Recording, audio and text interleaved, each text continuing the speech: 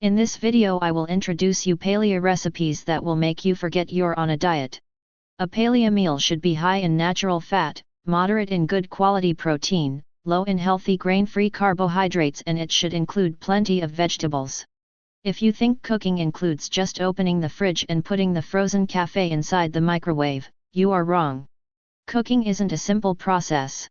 Ask any culinary specialist, or even better, why not attempt yourself?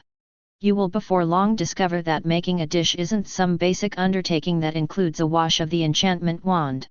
It is difficult work that includes exactness, availability, and timing, amazing planning.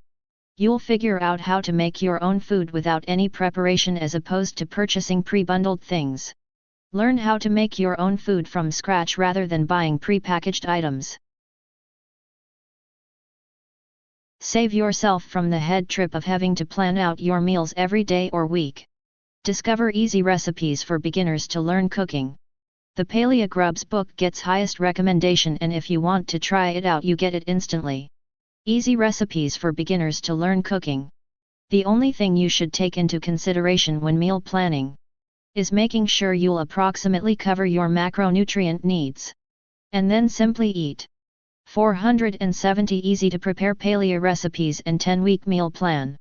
Stop stressing about your food, and start enjoying the healthy, energetic body, weight loss, mental sharpness, and positive attitude you gain from eating only wholesome, natural ingredients.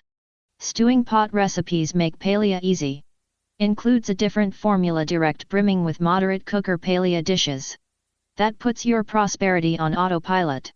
The benefits of paleo diet recipes. When you start the paleo diet, you will likely see rapid weight loss. From about 3 to 5 pounds in the first week. Hope you enjoyed the video. Please like and subscribe my channel. You can't get discouraged when this happens, as you will still lose weight if you stick to the diet.